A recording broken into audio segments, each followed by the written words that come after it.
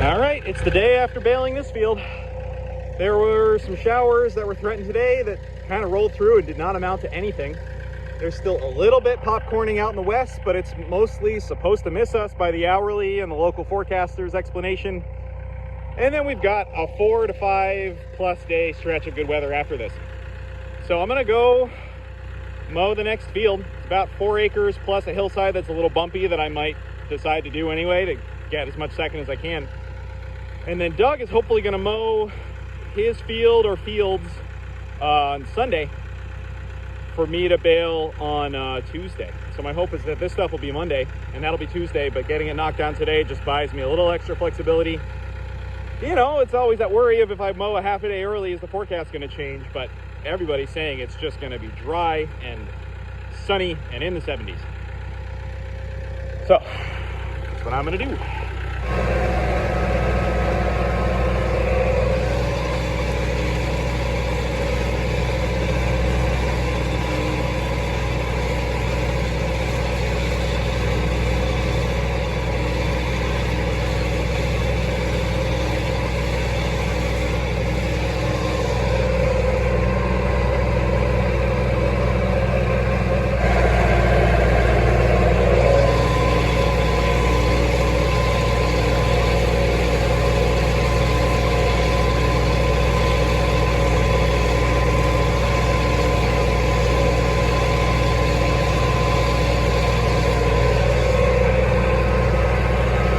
I am very pleasantly surprised with what's here.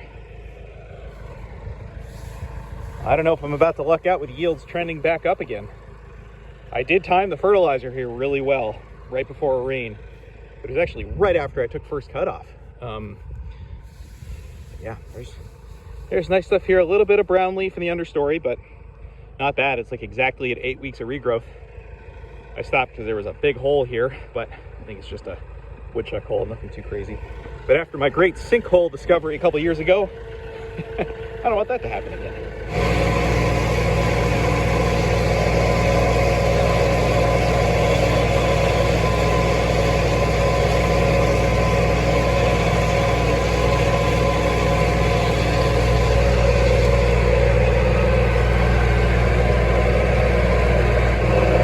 Well, I am doing this little bit.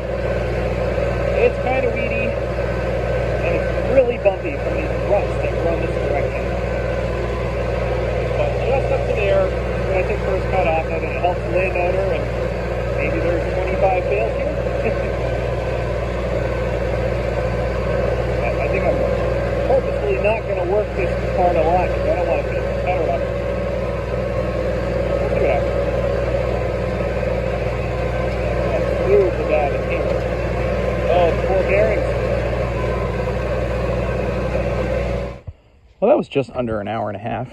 So, yeah, I think this is about 4.5-ish acres. Maybe 5. I'd have to look at the map again. It's hard to tell with where I cut it on the hillside there. There is a small front rolling in from the west. I've been watching it come out of New York, losing steam, breaking up a bit. So this might get a little wet. But I'm going to move the other tractor and see what happens. I might still TED this out tonight. All right, grab my truck and a wagon, move that tractor, and that front to the west that I've been watching approach has hit the Berkshires and busted apart. There's a chunk headed north, a chunk headed south, and once again the rain misses us. But selfishly right now, with these yields that I'm seeing, I mean, yeah, a little more rain would have been nice. At this point, I'm just happy for dry weather to make it. So it's breezy right now. I'm gonna get this tedded out while it's nice and dry. The tedder does a better job grabbing it when it's not sopping wet from either rain or dew. And that'll make tomorrow morning, knock on wood, a little relaxed.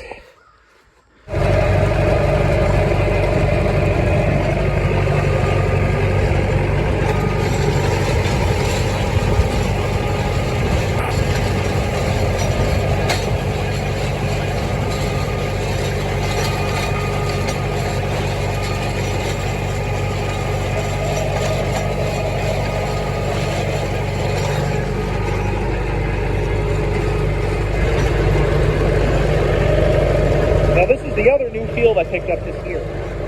So I got to look back at first cut. I know it was finer-ish grass. I think it's a lot of Timothy. especially based on like the few seed heads I was seeing while mowing second cut here. Right there. And some clover. But I think this is just some beautiful second cut Timothy.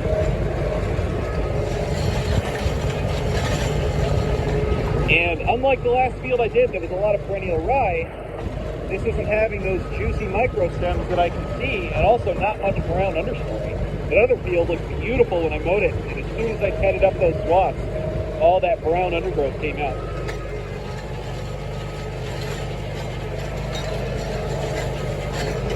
This stuff is just perfect. All right, what's gonna go wrong? Okay, well, it's almost 11:30. I'm really glad I tedded this out late yesterday because it just allowed it to dry while I chased some odds and ends this morning. Could not ask for a nicer heyday right now. It's low 70s, nice breeze, really low humidity, nice sun. And it's supposed to be this way for the next 4 or 5 days, maybe even 6 days. So yeah, got some crisp on the top layer. Probably just gonna ted it twice today, but it's in the back of my mind. If some of it's ready to go tomorrow, that might be helpful. All depending when Doug mows this other field or fields, depending. He said his plan is tomorrow, but he's gonna be out of town today. So we'll see. I'm standing ready to mow something else if he doesn't.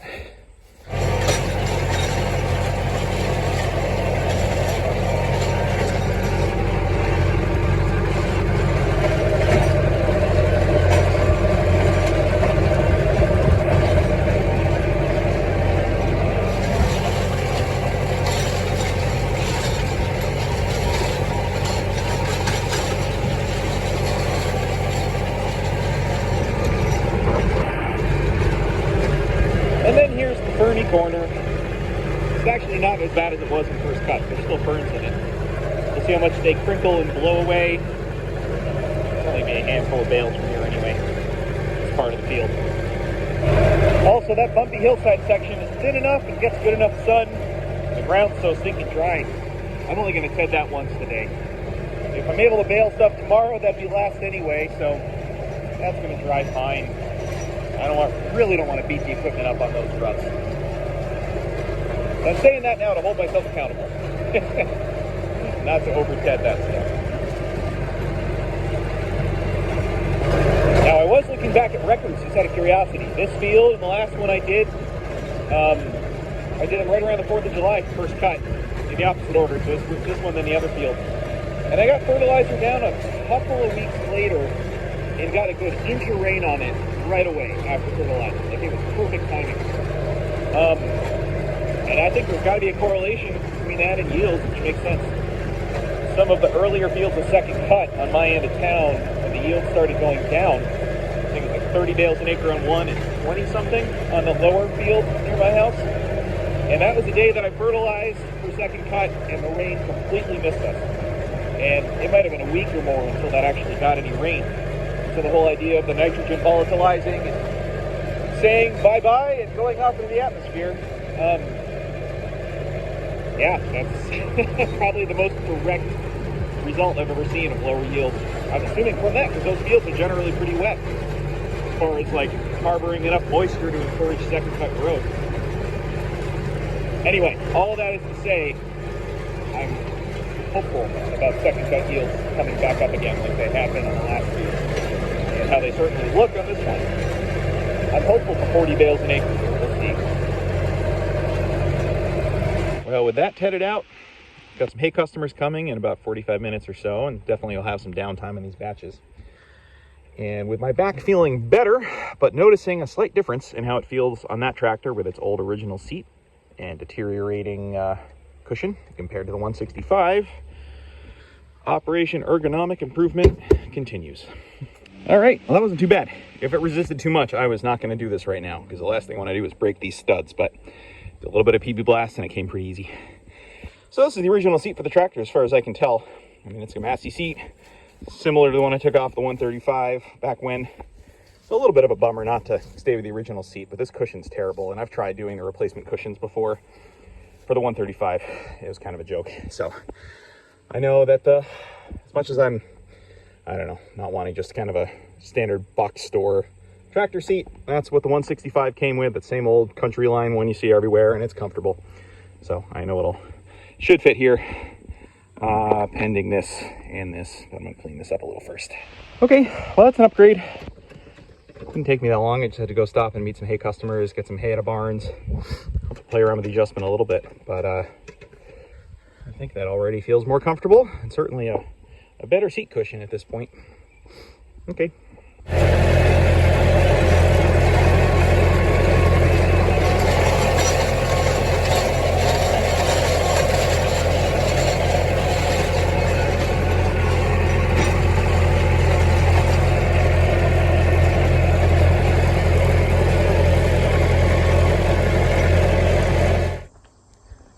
Sunday, about a little before 10:30, and I'm just scouting out these couple of fields that are next.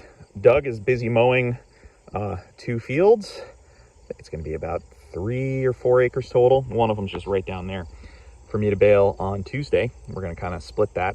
And after the one I'm doing right now, there's this field. It's a little weedy on this edge. The center looks better, but this has only had 6 weeks of regrowth, as has this one over here.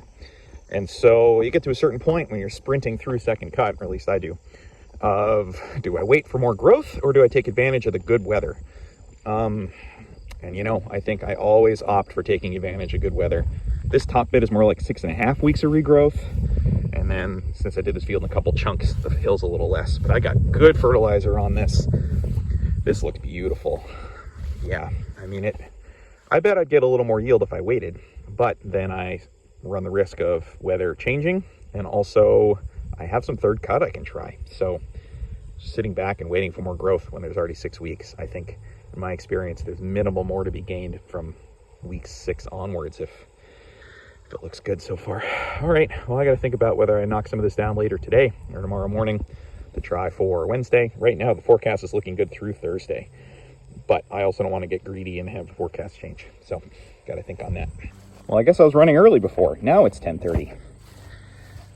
And with this kind of day, and actually there's one source is threatening more clouds tomorrow. Oh gosh, this stuff feels great. A lot of this might be baleable today. I'm gonna ted it once now, probably rake it in a couple hours, maybe 3 hours. The day stays like this, I think it'll come in no problem. Just puts me a day ahead of schedule.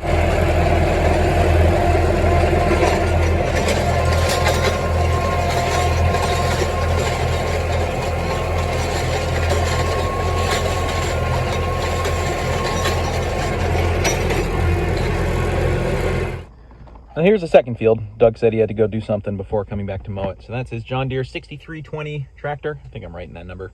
I used to drive it all the time. And it looks like a John Deere 1350 disc mower with a flail conditioner. So this field's a lot finer grass. I'm seeing a lot of buttercup in it, but the rest of it looks pretty nice. I think it's got good clover, and it's adjacent to the big field that I do. Well, one of the bigger fields that I do. The one I did in 3 risky batches for first cut is right up there. Actually, the one I was just looking at is right up there. Anyway, so he's gonna knock this one down soon. He's already got the other one mowed. Yeah, be a lot of running around and hopefully a lot of good baling. All right, just brought Doug's wagon back to him at the first field. This is all knocked down. Actually, I mowed this field for him last year for second cut, I think. All right, I'm holding off on the idea of mowing more. Might do that later today or tomorrow morning. In the meantime, greasing stuff, because I keep sprinting through acreage and it's that time again. And I haven't taken the cover off the baler to clean that out in a little while. Around the plunger, at least on these Masseys, or at least mine, it built up a lot of debris in here. So nice to get that cleaned out. At least nothing up, it's wet though. I've been keeping this thing nice and dry with the tarp. And as I talked about with these knotters, let's see, is the Zerk in the right position? Nope, I keep having bad luck on that. So I can't grease the knotters until I've tripped the knotter, but grease everything else. Well, it's 1 o'clock. I haven't even raked this yet, and that's baleable to me. So I'm gonna throw this in Windrows, fetch the baler, and have at it. With blue skies. Oh, need to bottle this feeling. Raking up this bumpy section first. Actually tripling them up. Oh, this is gonna be one of those days where I tell myself I'm not allowed to be mad at the wind. But it might blow these rows around. Oh, it's so bad in here.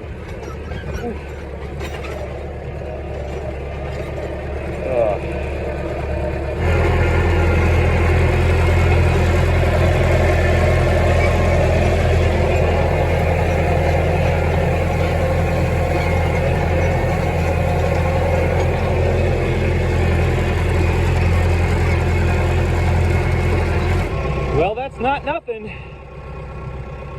That is not nothing. All right.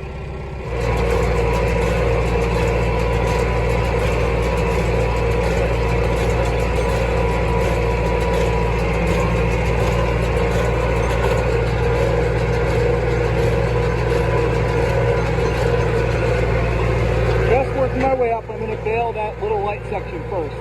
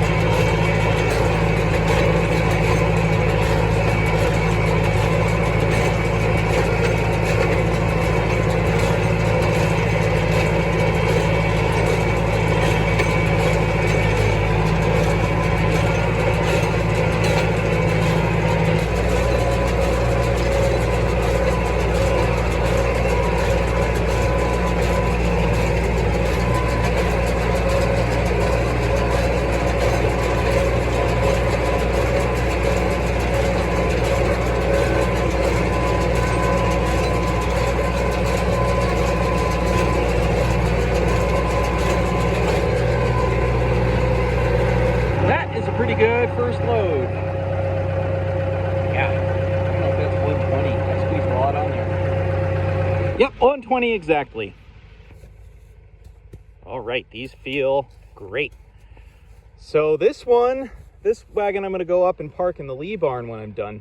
But then I've got some various off-wagon folks. Somebody coming for 60, somebody else maybe coming for 40. And I don't quite know where I'm going to meet them. So it's actually a lot easier for me to tarp like 2/3 of a wagon than it is to tarp a full one. I've found that out, and I've got enough wagons, and the forecast looks beautiful. So I'm gonna go snag the other wooden wagon that has that chain across the middle, because I can actually chuck like 60 bales to the back half of that wagon real easy, and have that chain hold them in that back piece, and then tarping it's a breeze.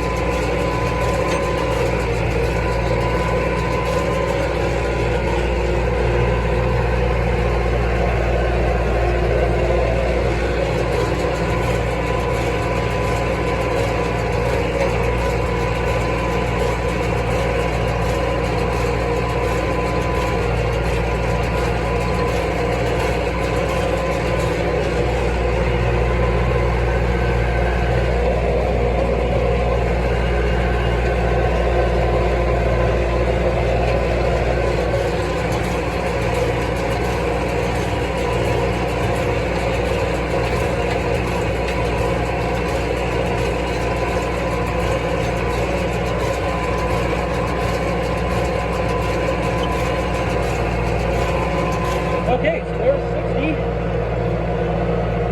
Most of it's behind that chain, so that'll be real easy to tarp, and I'm going to bring this wagon to a field where I know the folks make them up themselves. And then the question is if there's still 40 left. There's a couple middle windrows, and then the 2 outside ones.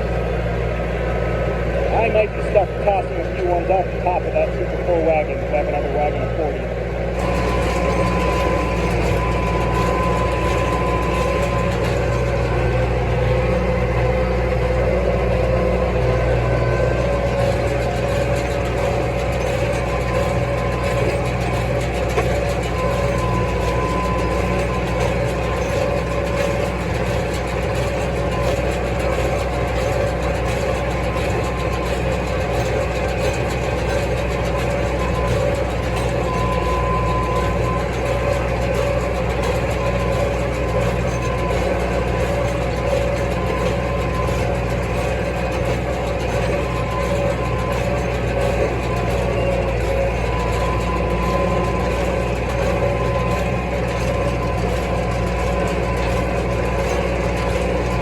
Okay, 26 more, makes 206 for this field. Main part's 4 acres. That additional bit is barely half an acre. I got 18 bales off that. So not too far off from 50 an acre. I'll have to do the math, but I bet it's 40 something again. Feels pretty great. All right, a little bit of a bale shuffle here. Got to get 14 more on here and tarp this. Tarp the other one, haul that to a different field, and then bring the big one up to the barn. And then I think mow more tomorrow. That's the plan. Yep, that trick with the chain. Tarping half a wagon is a lot easier than tarping a full wagon.